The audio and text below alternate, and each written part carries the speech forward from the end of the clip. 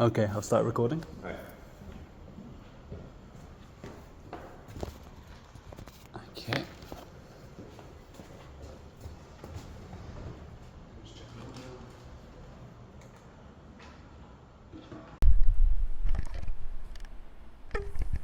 Testing, testing. Testing, testing. Perfect.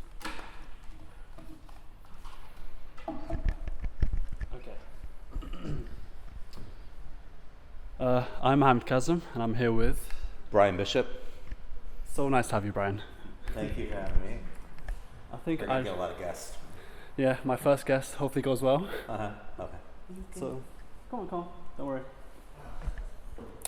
So I want to start off by talking about your personal practice. Okay. In a lot of your works, you take the visual language of photography, how it treats light, shadows, and then translating that into painting. Yeah. I was wondering, what are some of the ideas at play, and how did you develop this practice? Okay. I don't think of it in terms of the formal relationship to photography as much as kind of like the light and shadows bit. That's kind of where, kind of the question. It is more kind of a conceptual kind of like purpose of kind of how I got there at the very beginning. So I studied photography and printmaking in undergraduate school. I've always kind of been really interested in kind of the image itself in terms of how the image can kind of function. But then there was a shift whilst I was in undergraduate school where I started thinking more about kind of the image and object together and how an image could have an objectness that I found was not really kind of working for me in printmaking or in photography. So wherein I don't necessarily make photographs, I do, but I don't really do anything with them, right? So if there was moments in my practice history where I've made the images, I've authored the images that I have made paintings from, but there were particular rules around them, kind of conceptual structures, containers that they worked within. That would be kind of like, that was more kind of the conceptual direction. But I've never shown the photographs. Save one time, where a curator really asked for a video that was the source of a painting, and they wanted the video with the work. It was a large encaustic painting, about 8 feet square, and I did it begrudgingly. The show got reviewed, and they talked about the video and not the painting, and I never, to that moment, went back again. The source was the source, and it was never supposed to be anything else. So to kind of get to your idea of kind of what it is, it came from that kind of conceptual kind of background and kind of purpose. So I was interested in what would happen in that moment of where a photograph, what it lacks, and then what a painting has. So for me, and I think you may have heard me say this through a kind of a lecture at one point, I saw an Ad Reinhardt painting, a black painting. All right, you know that story, so I won't go, or do you want it for the recording? Okay, all right. So I saw this painting by Ad Reinhardt, a black painting, all black painting, at a museum.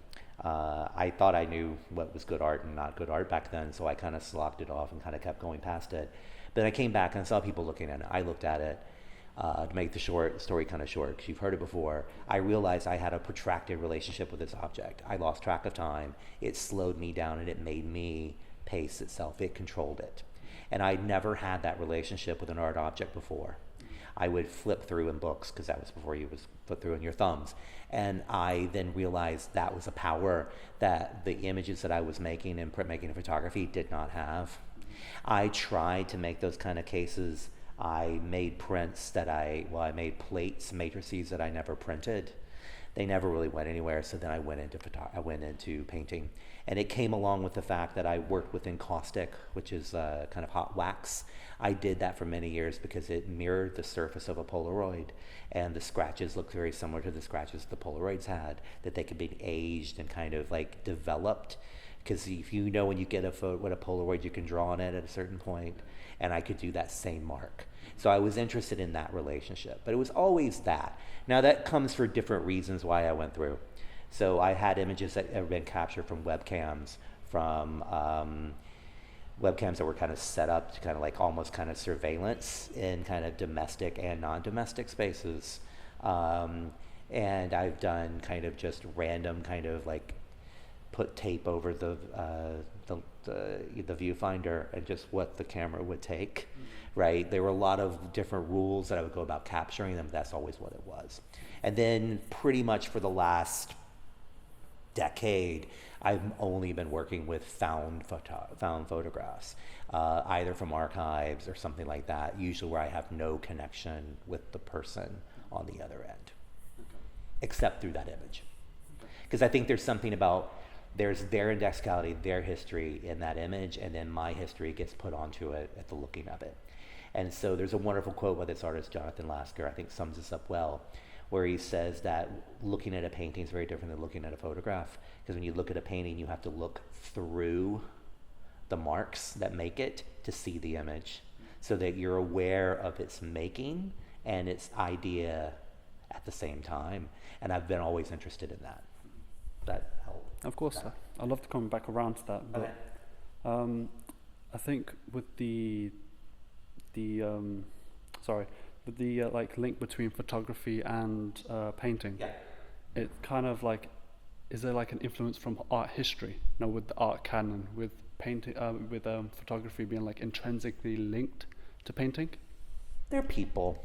I mean, I was always drawn to, there are lots of kind of painters that I've always been drawn to, but direct connections to my work, not so much. I think the obvious ones will be people like Gerhard Richter, mostly because of how he played around with the objectness and the veracity of photography, in that his abstract paintings looked more photographic than the ones that he would do that were more calculated, that were kind of more naturalistic. So that, in terms of a conceptual bit, I'm also of an age where I would have come right after what was called the pictures generation. Robert Longo, David Sally, those would have been people that would have taught me, or was just making work around the same time I was kind of getting out of school. So there was a move to figuration that went back to abstraction and away from conceptualism, that all kind of came together at one point that kind of fed me that way. But if I look back in times of art history, obviously you have someone,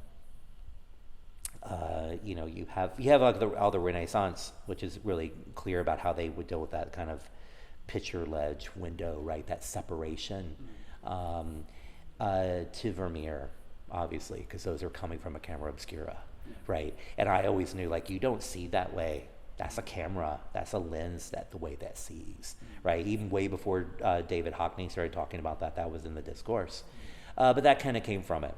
Where it comes from, the kind of photographs I was always interested in, is art historical as well, but it's also kind of a weird personal story. So I'm from Memphis, Tennessee originally, and so is a very famous photographer named William Eggleston. So there's a William Eggleston photograph, a very particular one I have a memory of, and it's just an empty tricycle at the bottom of a driveway in this suburban neighborhood. And there's nothing in it. And I never understood why it was good. Like when I was in school, never understood that was good. Why is that art? And that kind of, I was obsessed with that. And then when I started to realize, there's something about the narrative that exists outside of the image, the thing that happened right before or right after, that what I'm seeing is this pause or this moment in time that relates to something else, I was drawn to that. And then I became more and more drawn, when I identified that when I was in school, I became more identified with making that type of image, of artists that made those types of images. And so the images even that I pick through today, whatever my rule set would be for that selection, has to do with what happens before and after. Thank you very much. That's kind of a long-winded way to get there. Yeah.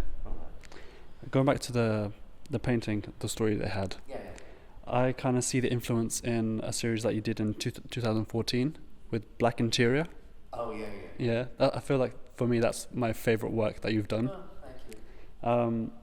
I just wanted to. I only have a few of those that I put online. Yeah. It's funny you say it online because I've only seen the images digitally. So I want your perspective on what's the difference between seeing these images digitally and actually in person. That was what that was about. So that was a weird blip. There are changes you make, there are chapters you make through kind of your kind of thing. So the reason I'm laughing about it is I made a lot of those paintings that got rolled up and never shown. I was in a point where I had had a little bit of success commercially and things with my work, particularly the kind of the images that were the encaustic paintings, that were the squares and all those kind of things. Got kind of known for it. And all of that was kind of, I was doing this work that seemed kind of diaristic. They weren't autobiographical at all, but they appeared to be. And because of that, it was, I would get invited to do things. It was like, well, he puts his life out in the world to see. And then this thing called Instagram came along that also made things in Square and Facebook. And it was like, all of a sudden, everything that I did that was kind of different was like what everyone did. And I know that sounds really odd. It makes me feel like I'm like 1,000 years old. But there was a time where people literally said, I can't believe you would actually show that image. Like, and now it doesn't seem that way at all, right? And they were never that risque anyway, but they would feel that because they think you're really like laying something out. Or a former partner was in part of the images, like, you know, do you feel bad about using her in that way? It's like, I'm not using her, she's a model. This is all pretend, like she acts out this thing that you think you see. But that was always kind of an undercurrent to the work anyway, when what the top level read was. So when getting back to that body of work, I was having kind of a crisis, which we all do, and I was like, I don't want to keep making these things, and I didn't know what to make, right? And I had kept making. And so I got interested in making work that could not be photographed. Okay. Which is why it's funny, you only see them that way. I wanted to make work that wasn't about photography for a while and what I could do with that. Because I went through a process of thinking, well, maybe I would actually author a photograph and I would plan out everything and put the lighting in, but make it look like it was a random photograph. And I went through a stage of that. But right around that same time, I started making those like nocturne, all black paintings. Because I was thinking about, and even writing about, this idea of like this post-photographic painting, this post-image painting, and what that could mean. And they were the inside of my studio loft in Boston, and just all done from memory. Okay. So that was all the lights off, save the one little night light or something. And then I would really pay attention to what the colors were and remember them, go note them down on a smaller painting, then make it really large. That's what I was trying to do. And I always kind of laughed about the fact that I was like making art, like basically never have a career, because they would never photograph. So I would never be able to send them in as an image to get into a show because nobody would know what was on the image. Yeah. And even the images that are online, I've had to increase the contrast so you could see if there's anything there. The first time I gave a lecture about them, I put them on the screen, and when I promise you there's a painting there, right? It was just like, it felt to me like that was just the craziest thing ever. And I got through that crisis, and I found another mode, and then I moved through it. But you have those things, and I think you just have to work through them, right? I think we tell you that kind of advice, right? And I think that's what you picked up on is that crisis moment. Yeah.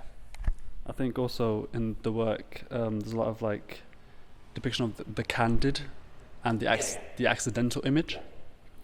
It's also like, I feel like there's also a facade at play of the mundane, as you talked about a bit, having a model and they act out basically the scene.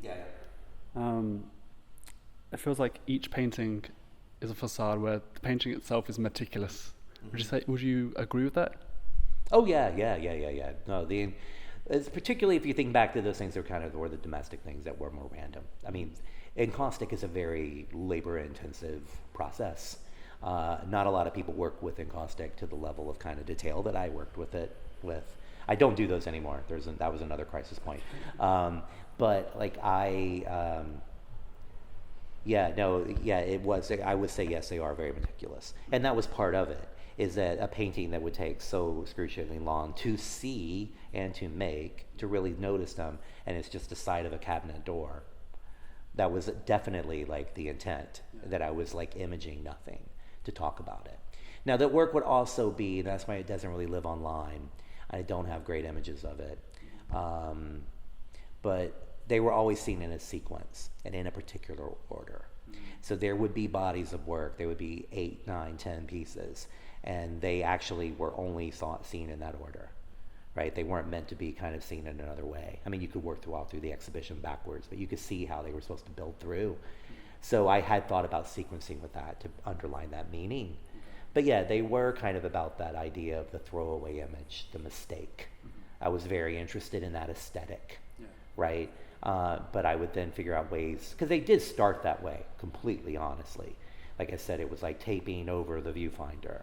And then when I got too good at that, right, like then I knew what I could do with that image.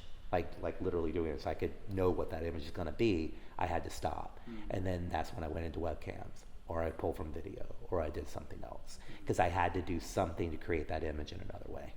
Okay. That makes sense. I want to shift the focus to more about your teaching and lecturing work. Before BCU, you taught at Farmington State University. Framingham? Everybody does that. I don't know how to say it. I know, framing, like Framing. to frame something. It's fine. Framingham, yeah. For 16 years. Yeah. I just want to know, how do the two art environments differ from like how you've taught in America and here in England? God, that's a loaded question. Well, you know, the thing is that you know, before I worked at Framingham, I've been at 3 other universities. So I've kind of worked in different types of schools. So my career started at a very small art school. So a school that was an independent art school that was about the size of this place, this building, Parker Street, right? Just about the same size. About 250 students with postgraduates, about the same thing. And then I moved on and I moved into liberal arts universities, bigger universities. Part of that was like some regional opportunities. Also, I didn't go to a university, I went to an art school. So I kind of wanted, and I went to an arts magnet, what we call high school in the States. So I kind of wanted to see what that experience was like. But I think there's not as much difference as people think there are. I find with me coming here, people think like, oh, this is so different than it is in America. No, it's not. We're still talking about art. The structures, the credits, the things like that, they're tiny, but nothing's different in terms of the conversation that I have. The major differences are structural differences. In the States, of course, you have to have what we call a major, right? So everyone takes 1 year of general education. So everybody takes basic math and science and all of those things. And then you also then focus on your studio work and your art history. And so when I first started teaching in art schools, that's what we did too. Then when I started working in a university, all of a sudden now the students had to take life science, a physical science, a math, computer literacy, a language, and all these things. And I went into that thinking, this is going to be really interesting because the students are going to bring in real academic interest into their research and into their work. So for instance, a lot of ceramic students will always talk about biology and organics and nature. And I was like, I'm going to have biology minors or double majors with ceramicists. No. Very rare. So the opportunity in the States to get that wasn't actually happening. The majority of my students that were at big universities the entire time through my teaching career never did that. They took the 1 or 2 classes they had to take, but they never then took a deeper thing. Because it was like, if you really get into this and you're interested in the environment, we have a life sciences and an ecology department that's talking about global climate change. Go take a seminar in that. Bring that into your work, right? So I thought that's a great opportunity what I was going to do, but that wasn't the case, unfortunately. So I think that's the thing that is a missed opportunity that a lot of students don't have. But that's not. I think the thing here that's a little better is the integration of theory and practice, that we kind of pull contextual studies together. Now, of course, that means you don't have 8 modules of art history, but you select and choose what you get, right? So I think it's just, they're apples and oranges in some ways in terms of that part, but that's it. The intense time to make your work, I think, is functions a little better. So the idea of how these modules work here, for instance, where you do integrate history and theory, we have a lecture on one day and then you bring it into the studio, you make that work, you figure out how to make the work communicate to the world. That works. That's what art school was like for me. I never took math and all those kind of things either, right? So I understand this a lot more. Yeah, I think that, I don't know if that really answers your question, but that's how I got there.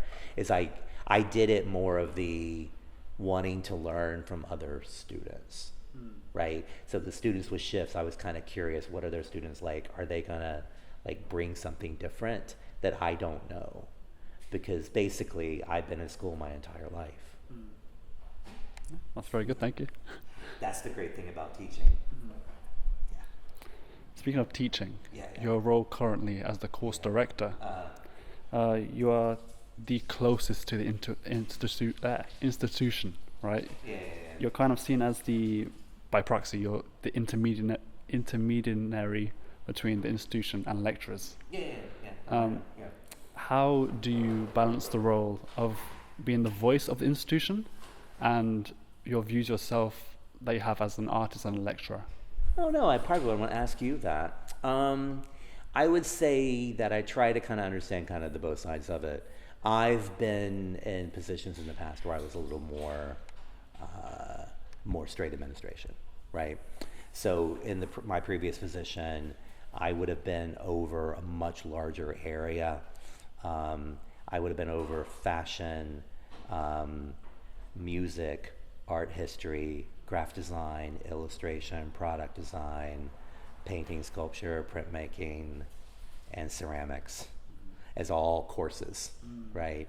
So I've been kind of in that level, and I moved into a point of doing that where I wasn't teaching as much, or I didn't get to teach very little at all, and I was very unhappy in that.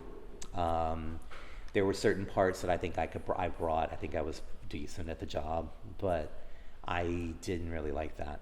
I missed out on the students, because what happened is I only then taught postgraduates. And I'd had that happen at a previous university where I taught all the postgraduates that taught all the undergraduate modules or courses, because that's a code shift in America. What we call a module here, we call a course, right? Okay. So when I switch back and forth, that's what that is. So if they do that, I would teach them, but I missed out on teaching the undergraduates. I missed that. Just the joy of kind of getting to hear somebody thinking about something new, or talking about music that I'd never heard of, or influences that I don't really know. And so I moved away from administration because of that, and then returned to a point where I just basically, I just taught, I was a professor, I just kind of had more time to do research and stuff like that. But then that kind of also, I missed the challenge of being in the kind of quasi-leadership role, right? So when this opportunity came up, that was the kind of the pull to that. I enjoy both parts of it. Okay. I enjoy talking to students a lot more than I enjoy doing spreadsheets. Of course. But I also like, in terms of this, is like really kind of what it is that I can kind of help kind of identify the right team for all of you, right? Of like what their strength is, what should they be doing, what can they be doing to lecture, who should move into that spot to kind of make this thing a little bit better. And I realize I do have some affinity at being able to do that. I don't know. Do you think so? I do think so. Okay. I think I really appreciate. Turn the recording off and tell me what you really think. I'll tell you on the recording. Okay. I think the decisions that you've made so far, I've really respected. Well, thank you. Like, I feel like you're taking the course in like the right direction. I feel It's like, good to hear. yeah, I feel like ever since you've come here, it was kind of intimidating for a lot of people. Yeah. Like, you have this like big portfolio, you've got this background in like art history and art, but the changes in the course is like your ideas. I feel like it's really freshened it up. Oh, Yeah. I'm glad. And that's the kind of thing that I do enjoy, having that kind of change, right? I mean, because that becomes like, the thing about teaching is you have like, if you're just a straight lecturer kind of position, that's kind of about that difference, right? Then I have like, 8, 9, 16 people that I taught to versus all of you, right? So that part of it is like having more interaction, I do like. But sometimes I wish I had more time for in-depth conversations. I know what I'm you mean. not happy to put out fires, but that's just part of the job too. Yeah. Okay, that concludes the interview. Any more notes you want to add, I think? No, I mean, I would just say that if anybody ever kind of thinks about going into teaching, just understand it's a wonderful thing. It's a hard thing, but you get to talk about art every day. You get to talk about new things and what somebody else is interested in and the weird eccentricity that they're into that you don't ever think about. That if I was just an artist working in my studio every day, I think I would implode, right? Because I'm interested in so many different things, so I get to live kind of vicariously through you. So if you get into like video and what you're doing, I'm like, oh, I can research that. And it gives me kind of the excuse to do that because it's like on the clock. It's not just like something taking me away from something. And I think most people you talk to about teaching will explain it like that. And I think that's a good thing to think about. Do you want to do it someday? I've thought about it more and more recently because I'm quite interested in like. See, now I split the interview on you. Yes, you flipped it again. Oh no, the power dynamic. Yeah, I quite like the ideas that cycle in like art schools. Yeah. I like how the lecturer passes down the ideas, it gets interpreted, and vice versa with how the students take these ideas and run with them, and that influences how the lecturer sees those ideas. Yeah, very much so. Yeah. No, that's the fluidity of it. I think I always tell, because I used to, not so much here, but one of the other main things that I taught outside of painting was critical theory. And I would tell people when they read theory, just like read it like poetry, interpret it. There's no wrong interpretation. Well, there are, but we'll talk about that. Yeah. But also, like, did it generate an idea? Even your misunderstanding can generate something really interesting, right? Stuart said in his talk the other day, like, moving things around the studio makes you think about things, right? It's the same thing. Engaging with theory, even if you don't totally get it, you misread Deleuze, perfect. It made you think about something. You'll figure out what it really means someday. Yeah. But I don't even know if that real value has any interest, real great value. Like you said, that a lecturer says something, it gets interpreted and shifts. That's how knowledge is made. And that's a great thing about art school. Because if we get the question wrong, nobody dies. True. What if though? No. You can't. Bad art doesn't kill you. Only disappoints. Yeah, only disappoints. Yeah. Very good. Thank you for the interview. Thank you. Thank you. Thank you. Whoever's going to be watching. Yes. Let me take a 27 minutes. Well done. Anybody going to be watching us? Yes. But after I edit everything, I'll get your consent. I'm just asking what you're planning to do with it. Well, turn it off. It's fine. I'm just asking. I'm just curious. Yeah, I was thinking of